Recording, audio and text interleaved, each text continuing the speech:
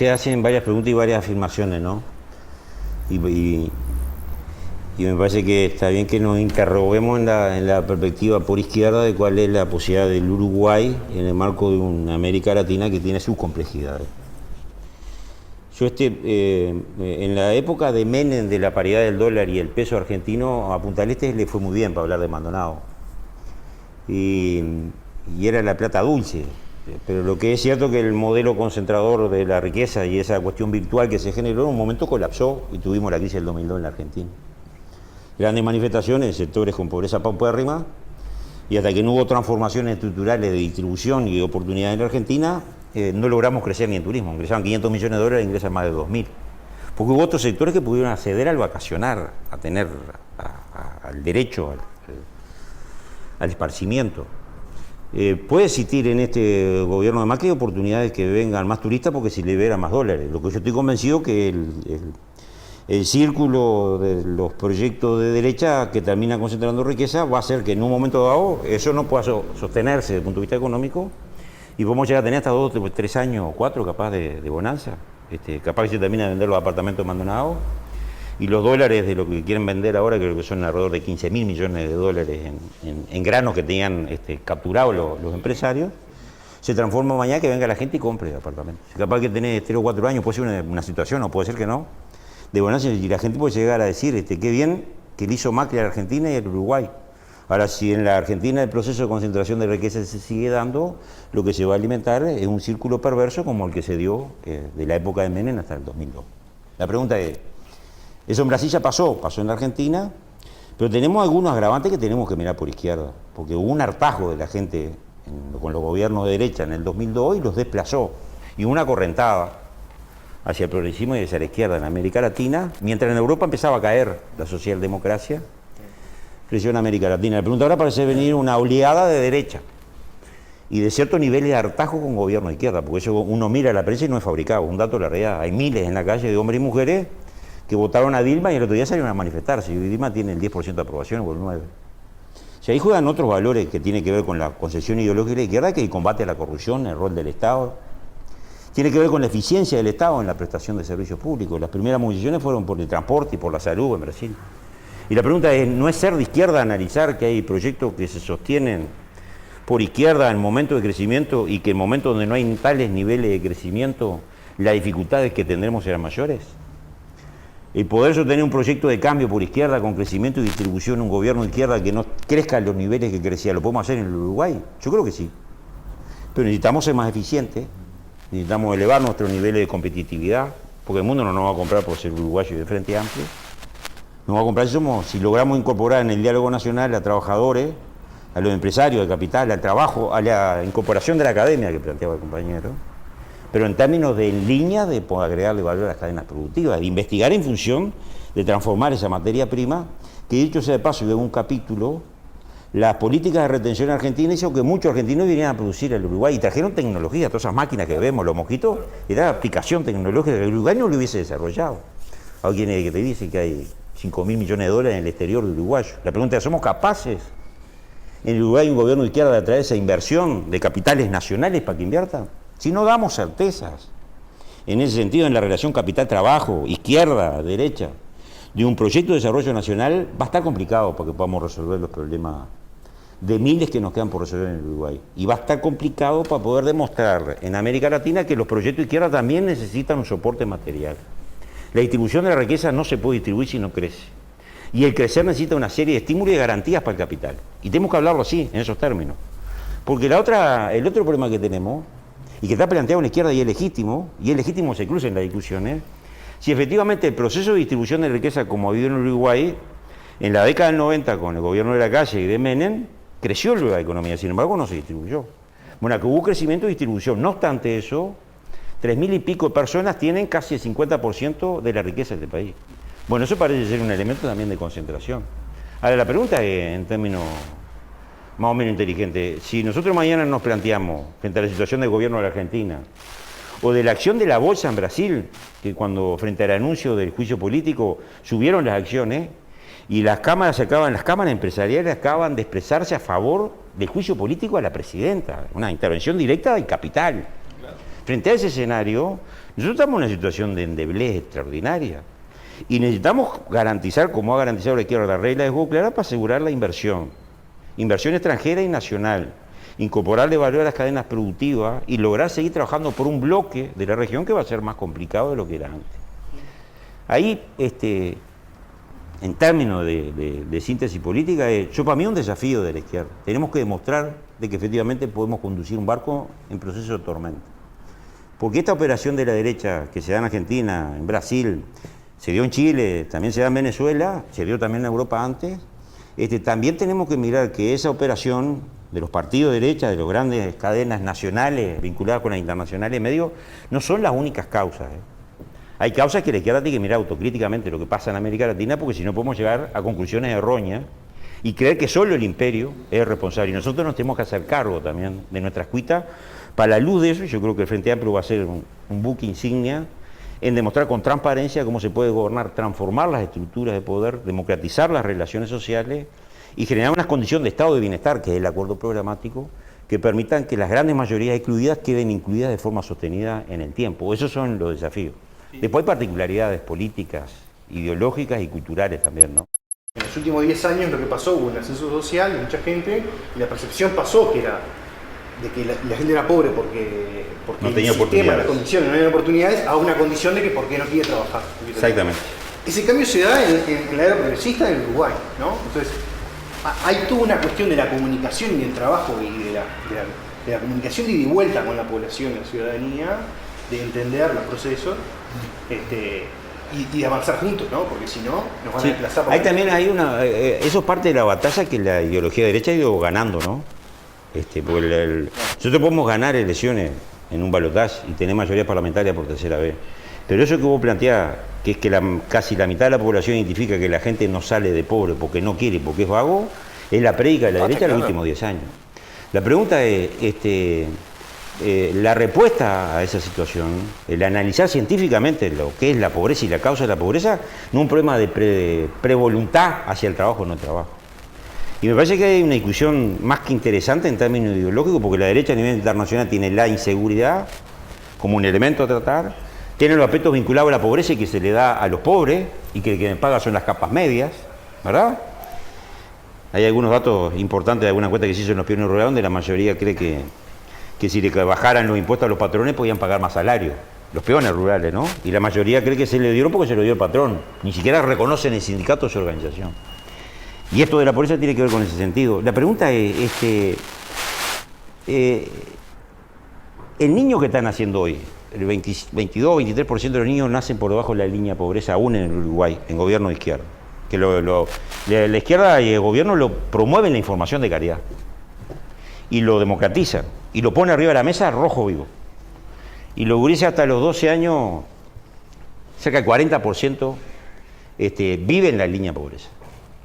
La pregunta es, si nosotros no logramos modificar esa espiral perverso, lo que vamos a estar construyendo es las nuevas generaciones de marginales y excluidos que no ven en el trabajo la oportunidad de salir. Porque lo que hoy estamos viviendo es la generación del 90 y del 2000, que nos vio trabajar en su padre y en su abuelo, y que la cultura del hábito de trabajo es una construcción de mucho tiempo. O sea, la pregunta, cuando nos planteamos esto, esa derecha que avanza, nosotros no debemos dar el debate ideológico que el combate a la pobreza significa el Sistema Nacional de Cuidado, el Sistema de Protección Social, el sistema de los centros CAIF, la escuela extendida, el lograr los espacios públicos de convivencia, las cuestiones deportivas y culturales que nos permita, que particularmente los sectores que más se reproducen son los más pobres, lograr que el Estado tenga un mecanismo de contención junto con las formas de familia, la sociedad civil y también el mercado, para poder transformar a ese sujeto que hoy está naciendo en un sujeto de derechos y obligaciones. Bueno, si esa discusión no la damos, nos pueden ganar por derecha. Y la gente convencida, y porque a veces es casi la mitad, decir que hay gente de Frente Amplio que piensa igual, ¿no? No es solo lo que votan los partidos tradicionales. Y ese debate ideológico, si lo perdemos, pierde el Uruguay. Pero no porque pierdamos las elecciones. Perdemos porque no vamos a estar atacando las causas que generan la pobreza y la marginación. Y vamos a estar reproduciendo y retroalimentando una espiral de pobreza, de marginalidad y exclusión, porque el mundo de la derecha no cabe el 100% de la población. En el mundo de la derecha cabe el 60%, hay un 40% que no cabe. Y uno mira los mapas nacionales en distintos lugares Y en los lugares hay una población de 5 o 10% que vive niveles altos o medio ingresos, hasta un 20%, y hay un 40% de sector de ingresos medios o medios bajos. Pero hay un 40% que es sobreviviente. Y ahí hay una discusión de fondo que planteaba alguno de ustedes hoy, que tiene que ver con la perspectiva del mundo. Hoy se habla en el mundo desde el punto de vista de la nueva economía el tema de la renta básica. La distribución de la riqueza para aquellos que han acuñado, tenemos que generar mecanismos de carga impositiva que permita que cada familia tenga un ingreso mínimo. Si no, pero tiene que trabajar y contrapartida sí tendrá que mandar a estudiar al hijo. Pero no hay forma de sostener el planeta. Porque inclusive los que acuñan el capital y lo concentran, vos amontonás plata en esta habitación, la podés llenar de dólares. Pero si no tienes para producir bienes y servicios y venderla a otro, va a ser plata que es plata. No te sirve para más nada. O sea, hay un problema del mercado que hay que estimular a nivel internacional, que es lo que hizo China al incorporar el mercado de consumo a millones de personas, que inclusive los capitalistas y los dueños de capital tienen que repensar. Si quieren mantenerse, inclusive como sectores dominantes, tiene que replantearse ese proceso. Y la pregunta es la izquierda. ¿Qué planteo alternativo va a tener? Porque si caemos que el único proceso es la estatización, sin desconocer que hay un rol de la empresa pública, un rol del Estado protector, pero si el capital no logra jugar y las burguesías nacionales, va a ser complicado para salir de esa situación. Es medio grueso, grotesco como lo planteo, pero me parece que estamos en una coyuntura donde no hay medias tintas hacia dónde debemos ir, ¿no? Y pueden haber diferencias, no quiere decir que coincidan. En la realidad latente argentina tenés un poder económico que producto de ese nivel de giración, de giro que tuvo el mercado, en donde la izquierda le dio al consumo en Argentina un papel fundamental, un enriquecimiento de los grupos de poder económico muy importante. Las retenciones no se hacen porque no había riquezas que estaban ingresando, al revés, había una riqueza muy interesante que estaba entrando en aquellos, tanto en la producción como en aquellos que tenían servicio, o sea, todo lo que tenía que ver con los grupos de poder económico. Y así igualmente, aún enriqueciéndose, eligen procesos de derecha. O sea, es un análisis que desde lo económico rompe los ojos. O sea, si económicamente a los grupos de poder le va bien, ¿por qué eligen seguir en esos gobiernos de derecha? La gente no vota porque le vaya bien al circuito de poder, al círculo de poder. Vota por cómo le va a él y como le prometen que va a ir. Porque si el umbral de demanda que tenía y lo logré superar y tengo hoy el mercado me está planteando que yo tengo la posibilidad de acceder a estos bienes. La pregunta es cuáles son los límites de acceder a esos bienes. Si lo veo en televisión y lo veo en la campaña publicitaria de que cito si consumo, como decían los franceses, mi umbral de demanda no termina nunca. Ahora la pregunta es, en términos estructurales de izquierda, satisfacer la demanda insatisfecha de alimentos, de hierro, de elementos de formación, de educación, de convivencia, de derecho a vivienda, en la distribución de la riqueza, ¿cómo se resuelve cuando hay millones de niños que mueren de hambre o de falta de agua todos los días? Parece una discusión genérica y utópica. Sí, está bien, será genérica y utópica, pero lo que es cierto es que la concentración de la riqueza ha hecho que construya modelos de poder, relacionamiento de poder con los medios, pero a mí lo que más me preocupa es la ideología, porque si la izquierda no enfrenta esa ideología, nosotros le ganamos a los medios en el Uruguay, ¿no? Porque le ganamos 3 veces a los medios, 2 veces en Maldonado, 3 a Nacional y en Montevideo varias veces. Se pregunta, ¿la discusión ideológica fue solo un problema de la relación de los medios y la propiedad de los medios? Yo creo que hay otros factores. Y creo que tenemos alguna debilidad ideológica. Nos cuesta debatir política ideológicamente a la izquierda y nos cuesta encarar la realidad. A veces nos apretamos y nos arrugamos frente a la presión de la gente. Y hay otras cosas en las que no tenemos respuesta. Porque a la corrupción no hay forma de darle respuesta. La corrupción es corrupción, de izquierda o de derecha, y hay que combatirla. Y debemos generar los anticuerpos y ser claros en esa presión, en el combate. Y yo creo que el Frente Amplio va a ser un espejo donde la izquierda de América Latina, repito, pueden volver a mirarse. El capital siempre está en la política, ¿no? Interviniendo de toda manera, ¿no? Esa contradicción capital-trabajo. Sí. O sea, la sociedad, que no es simplemente una contradicción capital-trabajo, tiene que ver con otro tipo de movimientos de manifestaciones, tiene que tener elementos para... Tú querías hacer una pregunta, pero muy brevemente. Hay el capital en cualquier sociedad. Nosotros conocemos la capitalista porque el socialismo real se cayó, ¿verdad? Se hizo pedazo. Se nos implosionó, se nos cayó arriba. Ahora, en cualquier sociedad se necesita capital. Sí, por supuesto. El capital no es una mala palabra. No. El problema es la concentración de capital, que hace que yo te saque a vos me quede con grasa en el riñón y vos quedes flaco. O sea, ahí la discusión de la distribución. La izquierda también tiene que elaborar otras herramientas democráticas, de mayor calidad democrática, de mayor institucionalidad, de república, de construcción de derechos, porque hay gente que no sabe que tiene derechos aún en este país, y aún teniendo derecho a acceder, no accede porque no conoce los caminos en este país, pero también en América Latina. Ahora, la pregunta es, ¿hay alguna herramienta que forme valores que no estén vinculados al mundo del trabajo? Yo creo que el mundo del trabajo, si vos lográs que capital invierta, con toda la garantía, y yo me organizo como sindicato, y sé que la relación para ser productiva esta empresa, yo tengo que ganar más salario, aunque la empresa tenga renta, y si la empresa reinvierte la renta en incorporación de tecnología, este producto va a ser más competitivo en el mercado, nos beneficiamos. ¿Eso es una conciliación de clase? No, para mí es el camino que tenemos que recorrer. Para construir una base material que me diga, yo tengo la posibilidad de conseguir tantas copas. Y con este producto salgo al mercado y compito. Si eso no lo resuelvo, yo creo que estamos en una encrucijada de discutir exclusivamente la teoría qué es ser más de izquierda, cuando aún en el Uruguay y en América Latina no se crearon las bases materiales mínimas para construir un proyecto alternativo. Por la duda, ¿no? Aquellos que tenemos formación marxista siempre nos quedamos esperando que la clase obrera condujera a los cambios revolucionarios. Y en todos los lugares donde las revoluciones se hicieron de la Unión Soviética a Cuba eran campesinos, no eran obreros. O sea, tenemos una contradicción teórica importante, ¿no? ¿Por qué digo esto? Y porque Marx por lo menos decía que en Inglaterra iba a ser el primer país, porque el país industrializado, que iba a desarrollar más clase obrera.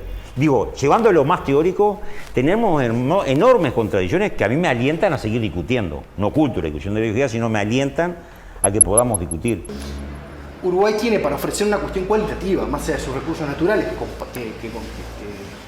que compite con la Argentina y en parte con Brasil, tiene para mostrar una cuestión cualitativa que es la estabilidad y la organización del país, ¿no? Y me parece que por ahí es que el país ha avanzado y tiene que seguir en esa línea, ¿no? Pero tenemos que animarnos un poco más a la hora de generar recursos genuinos del Estado que permita avanzar a la sociedad, como han hecho otros países del sistema capitalista en todo el mundo, ¿no? Así, sí. Ahora, el problema es que Estados Unidos, ¿no?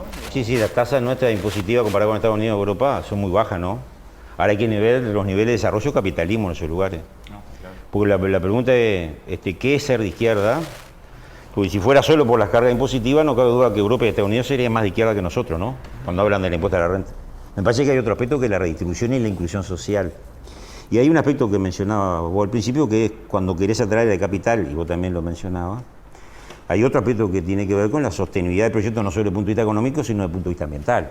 Entonces el capital viene con la voracidad y depreda hipotecario a las próximas generaciones. Yo creo que hay que tomar todas esas medidas cautelares. Con los gobiernos frente amplio se creó la ley de ordenamiento, le transfiere a las intendencias, se fortalece el Ministerio de Vivienda. Es decir, hay medidas que debemos privilegiar porque somos un país muy chico, que no podemos producir cantidad sino calidad. Y me parece que hay aspectos como la trazabilidad de la carne y otras cuestiones que debemos privilegiar. Creo que el Uruguay natural tiene algunos puntos con neurálgicos, como el tema de las reservas de agua, que debemos velar por ello. El aspecto de la soja, desde el punto de vista masivo, le agregó carga a las reservas de agua que complejizan el problema. Pero yo creo que ahí tenemos un enorme desafío para saber cuál es el capital que nos sirve. Los riesgos de capital, quiero decir que las empresas no tienen patria. Alguien me dijo que tenían patria, yo creo que no tienen patria los capitales. Pero quiero decir que cualquier empresa invierte a nivel de riesgo, ¿no? Y hay en ese margen de riesgo que son ganadores y otras pierden. Muchas veces cuando pierden, quien paga es el trabajador. Pero es cierto que con la ley de inversión en Uruguay, cuando tú mencionas el ejemplo de esta empresa de productos lácteos o la Fripur, que hace años que viene consiguiendo crédito del sistema uruguayo financiero y el Banco República, como la empresa que congelaba productos en Bella Unión, ¿verdad?, de procesos que venían derivados de Calagua. Si tú mencionas, tienes 4, 5, 6 ejemplos. Sin embargo, son cientos los ejemplos de inversión privada y de promoción. Yo me puedo quedar con la idea de decir, no, pero si le hubiera cobrado impuestos estoy loco más, capaz que efectivamente hubiese tenido más para distribuir. La pregunta es si venían acá o iban para otro lado. Porque hay un problema también de la escala del Uruguay y de la escala de intercambio comercial con la región. Yo creo que Macri nos va a pegar un cimbronazo por derecha y va a ser capaz de atraer a la plata que está en los colchones y en los cofres Ford a ponerlo en el mercado porque le da seguridad. Y Macri ahora dijo que los subsidios a los servicios básicos de energía, agua, gas, alumbrado y combustible, a las 2 millones de familias más pobres, mirá que parece ser de izquierda el tipo cuando plantea, ¿no? Lo va a subsidiar. Yo estoy seguro que va a grabar los sectores de clase media y media alta. Bajó la retención de la soja del 35 al 30 y eliminó el resto de las retenciones. Porque quiere promover la exportación, quiere ser competitivo. Y sabe una cosa, es una medida inteligente. Yo sé que en el fondo, tengo la concepción clara, convencida, que Macri va a hacer crecer la economía y que va a facilitar que esa economía quede más concentrada en menos manos. Y que va a ser competitiva, no por la base de la incorporación solo de tecnología, aunque Argentina está muy avanzada, porque el mecanismo de protección hizo desarrollar mucha tecnología, sino porque va a ser mayor concentración de riqueza y va a hacer que una incidencia menor de los salarios en la creación de productos. Ahí nosotros tenemos algunos rasgos distintivos. Ahora, tenemos que competir con eso, ¿no? Porque los aspectos vinculados a las condiciones salariales, para mantener nuestras condiciones salariales y hacerlas crecer, no es lo mismo a un trabajador de 40 o 50 mil pesos que a un trabajador de 15 mil pesos. Pero una de las formas de ascender desde el punto de vista en la cultura de trabajo es la capacitación permanente.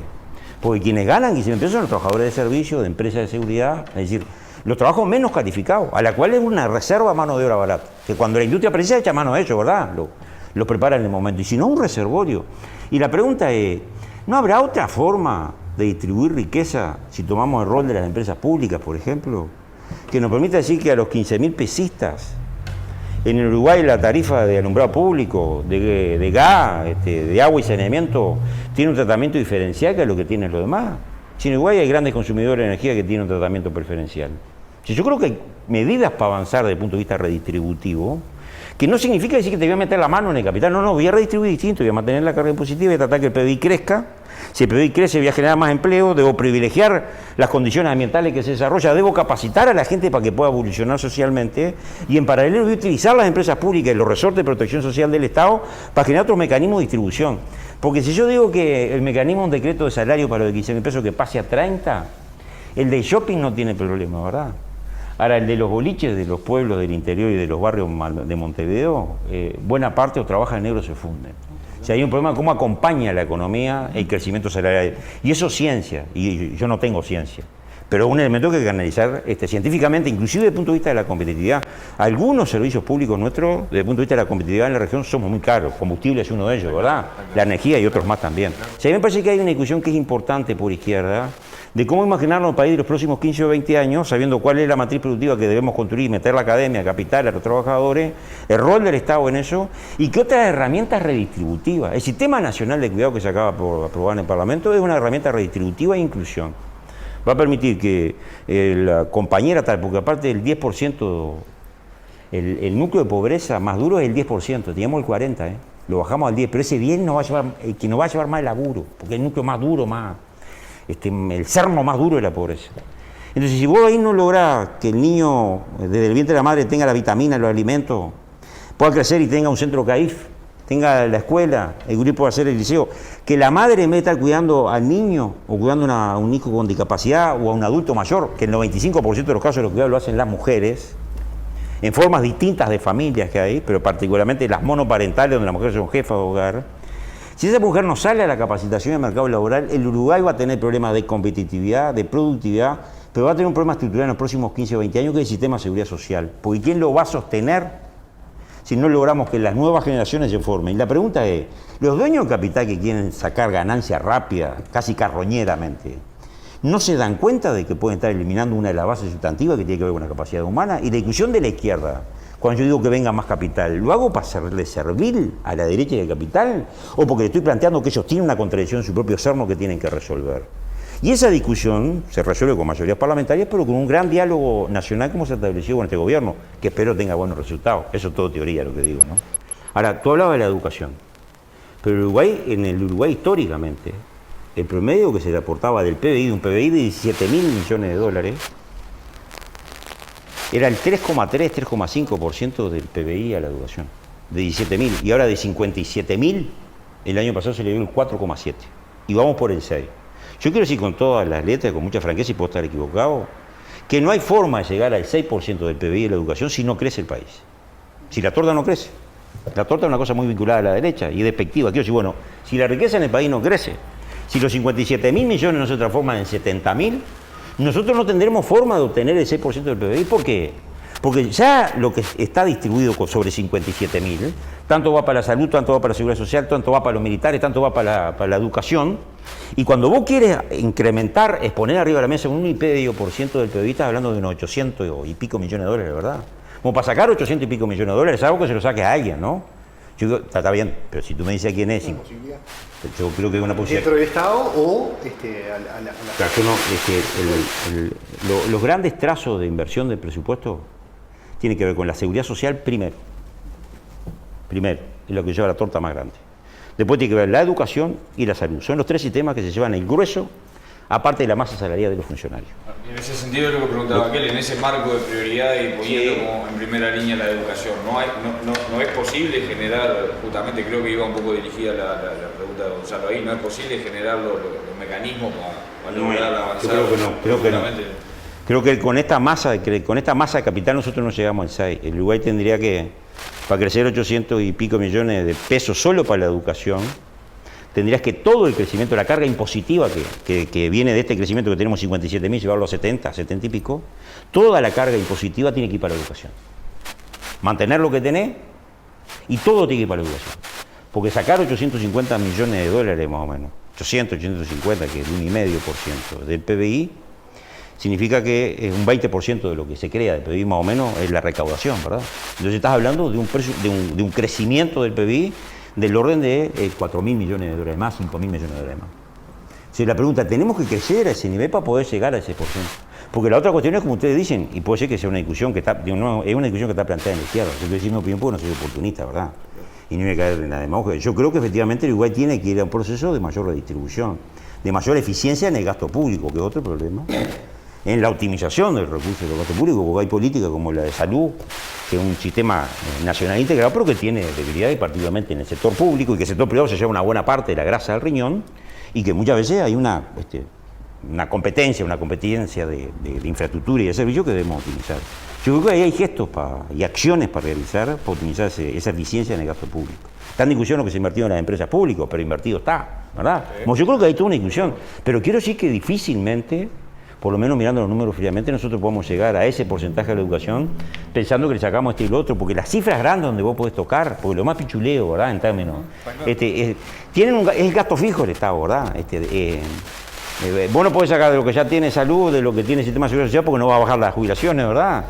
Lo de vivienda que se invierte y es mucho en el país, pero ¿cuánto? Es casi el presupuesto, ¿verdad? O sea, digo, la apuesta del país en esta etapa es asegurar el crecimiento para generar la masa impositiva que nos permita generar el aporte para la educación y otras cuestiones que van quedando por el camino. Yo qué sé, tenemos un juicio con los funcionarios judiciales, ¿no?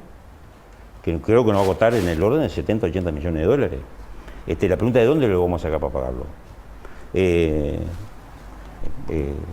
Tenemos enormes desafíos en la incorporación de infraestructura vial. Estamos tratando que venga el capital privado. Yo puedo estar en esta entrevista con ustedes y por otro lado diciendo que necesitamos que venga el capital privado para generar trabajo en la construcción, ¿verdad? Para carreteras, para puentes, para ferrocarril. Pero ¿cuánto vamos a cobrar para ir? Porque lo estamos llamando, ¿eh? Nos estamos diciendo, mira que acá el ferrocarril es una negocio en la carretera. Y estamos tratando de invertir en infraestructura porque el mundo sí va a pasar, que va a seguir creciendo. Y la demanda de alimentos, de procesos de nutrición, va a seguir existiendo en el mundo, porque el mundo nunca se ha parado de crecer, ni tampoco la demanda. La pregunta es, cuando viene ese sofocón de pedirte bienes, alimentos, servicios, voy a estar preparado. Y ese es el desafío que tenemos en esta coyuntura. Yo estoy convencido, ojalá, quizá tendría que tener un poco más de juventud como ustedes, ¿no? Pues ya me estoy poniendo viejo y medio reaccionario. Porque capaz que eso también, ¿no? Pero ojalá yo percibiera hoy de que es posible grabar aún más el capital sin que el capital se vaya y no genere empleo, el gran capital. Y si eso fuera posible, estaría del lado de la generación de ustedes. Lo que yo siento la dificultad, y capaz que por retrógrado conservador, que el margen de maniobra, si no hay una apuesta fuerte a seguir creciendo, va a ser difícil de resolver. Hay una apuesta interesante, digamos, de mirar formas alternativas de inversión. Pero necesitas tener capital privado, ¿no? Sí, capital privado. Sí, la pregunta es, porque ahí entra... Pero si tú tenés instituciones serias y responsables, ese capital que anda por el mundo, que concentrado está, y que en algún lado hay que ponerlo, si inversiones es rentable y hay garantías o hay una confianza en el Estado de que esa ganancia se recupera, hay posibilidades reales. Ese es un valor extraordinario que tiene el Uruguay construido durante décadas. Ahora, la Reserva Federal de Estados Unidos va a mover la tasa de interés al alza. Y cuando eso suceda, el capital que es cobarde va a agarrar la valija de plata y lo va a depositar en la Reserva Federal para asegurarse una renta mínima. ¿Por qué la reserva tan baja? Porque hubo un momento que la Reserva Federal ni pagaba interés. Entonces la gente mantenía guardada la plata y como me mantenía guardada, la sacó para ganar el 1, el 2 o el 3%, hablando de trillones de dólares, ¿no? Y cuando fue a Europa, y cuando en Europa fracasó, se vino para América Latina o se fue para China. Esa fue la realidad. La pregunta es, nosotros crecer al PBI a la tasa que decimos, necesitamos atraer un grupo de capitales privados. Si ese capital privado, la pregunta que le decís es que con la tasa de interés o de ganancia que tiene no es suficiente, no va a venir. Y capaz que se refugia en la Reserva Federal, aunque no me toque. Yo creo que Uruguay ha construido institucionalidad para ganar inversión privada. Pero creo que tenemos que ser muy serios en los aspectos, serios en términos de fundamento, ¿verdad? Es decir, este Uruguay es competitivo si la tasa de ganancia razonable de la empresa es esta, y si nos permite a nosotros lograr que ese capital privado venga. Si ese capital privado no viene, nosotros vamos a tener dificultad con los puertos, con la carretera y con el tren. Y si eso sucede cuando China vuelva a crecer y pida, o la India que está creciendo a niveles importantes, querramos aportar, el costo de transporte nos va a anular la ecuación económica. Y si nosotros no logramos que el Paraná sea el lugar de vinculación de Bolivia, Paraguay, el norte de Argentina y de Uruguay, junto con la parte sur de Brasil a través de la laguna Cuaraín, para generar una hidrovía y generar un mecanismo de reducir los costos, porque sale lo mismo llevar un contenedor de Salto a Montevideo que de Montevideo a la China, porque la vía fluvial es la más barata. Bueno, si nosotros no logramos esa infraestructura no vamos a ser competitivos. La pregunta es ¿cuánto tengo que arriesgar hoy para ganar capital privado que me permita montar esa infraestructura y construir los niveles de competitividad, para que cuando el mundo siga creciendo yo esté en condiciones de ser competitivo, si mi mano de obra se capacitó, si saqué al niño de la pobreza, si la universidad trabaja en las cadenas productivas y si logro los ámbitos de negociación colectiva para ir avanzando en la distribución de riqueza en la medida que esa riqueza crezca. Creo que esa es la estrategia que tiene Frente Amplio y que se sintetiza en su programa. El tema es cómo lo llevamos adelante, porque ahí sí podemos tener tensiones que no hay verdades reveladas. Yo estoy haciendo una predicción que parece ser con mucha solvencia, pero que a su vez tengo enormes interrogantes, ¿verdad? Pero tú estás planteando ahí una conjunción regional. Y esa conjunción regional, en esta perspectiva y en esta coyuntura actual, puede ser muy difícil que se logre. ¿Por qué? Y pero mirá, pero no depende solo el comercio internacional, no es un problema ideológico. El comercio es un problema de oferta y demanda. No es por nada, ¿no? Pero yo vivía también en la cultura de que el comercio es una cuestión entre los pueblos buenos y los pueblos malos. Pero resulta que el principal comprador de petróleo de Venezuela es Estados Unidos. Y Cuba está deseando abrir sus fronteras para que vayan turistas y vayan inversiones norteamericanas. Sí, la pregunta es... que levante el bloqueo, ¿no? ¿Está claro? Está claro. Entonces la pregunta es, ¿por qué en una región aún gobernada por la derecha como en Argentina, como en Paraguay, donde en la asociación creo que ganó un gobierno de centro izquierda por lo menos, aún con las condiciones actuales de Bolívar cambiando, la pregunta es si efectivamente el transporte y la reducción de costos por vía fluvial es más barato, ¿tú crees que los capitalistas van a dejar pasar por nuestros puertos porque seamos de Frente Amplio? No van a dejar pasar. Capaz que ellos quieran competir desde el punto de vista de Argentina generando su propia capacidad portuaria y sus trenes. ¿En qué gobierno invierten? Eso sí. Porque la inversión pueda lograrse, sí. Pero el tema es en qué gobierno, sobre qué realidad. ¿Y por qué en lo último? Pero a ver, una pregunta. La realidad brasilera, la realidad venezolana ha demostrado, la realidad argentina más, que está muy cerca, que a mayor oferta, mayor demanda, mayor riqueza, el grupo de poder económico siguen optando por una realidad ideológica y gubernamental que no es la izquierda. El proceso histórico de los últimos 15 años en Argentina, 12 años en Argentina. Pero a ver, yo creo que Argentina. Yo traje un video de la Argentina, me reuní con un grupo de compañeros de Frente Amplio que veían en el kirchnerismo un proyecto alternativo de cambio que había generado mayor justicia. Veían un montón de contradicciones, pero ya había construido. Y yo digo, yo no logro comprender el peronismo. Y un compañero me recomendó un CD que compré, busqué en una librería y lo compré y lo iba a mirar. Después capaz que te lo presto. Para poder comprender, dice, ahí vas a poder comprender los rasgos del peronismo, como concepto que vinculado a lo que es la característica de la izquierda nuestra no tiene nada que ver, ¿verdad? Pero quiero comprenderlo para ver los procesos como son. Porque América Latina creció su PBI con gobierno de izquierda, ¿eh? Argentina creció con los gobiernos de izquierda. No, por supuesto. Bolivia creció, Ecuador creció, Chile creció, Venezuela, que tiene renta petrolera, el 95% de renta petrolera, cuando bajó el petróleo, la pregunta es cuánto hizo la derecha de otros lugares para que bajara el petróleo, ¿verdad? Y cuánto va a durar el petróleo. Capaz que hay un cambio de gobierno en Venezuela y sube el petróleo vuelta. Claro, o en Irán.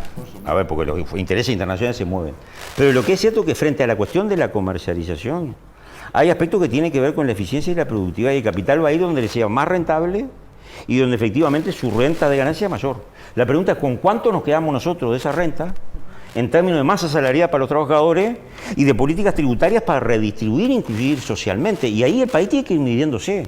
Es como ir navegando dentro de un río de barro, ¿verdad? Y buscando puntos de apoyo para seguir avanzando, porque no creamos que estamos en un país del primer mundo, ni que estamos en un país que ha desarrollado sus condiciones tecnológicas y de competitividad de forma extraordinaria. Somos un país que todavía está en una etapa de transición hacia el desarrollo, pero con enormes dificultades, y yo creo que una cosa que es grave es que todas las conquistas logradas también están en tela de juicio, porque también se va a demostrar que cuando se restaura la derecha, varias conquistas sociales tienen retroceso como han tenido a lo largo de la historia. O sea, la pregunta es, ¿yo quiero avanzar más rápido a la velocidad de un avión o quiero avanzar a la velocidad permanente que me permita ir conduciendo el proceso? Y ahí tenemos un debate de profundidad y yo diría de sensibilidades y también de percepciones del mundo cuando es. Y eso no necesariamente tenemos que estar de acuerdo, pero más cómo hacemos andar esa máquina para andar juntos, ¿no?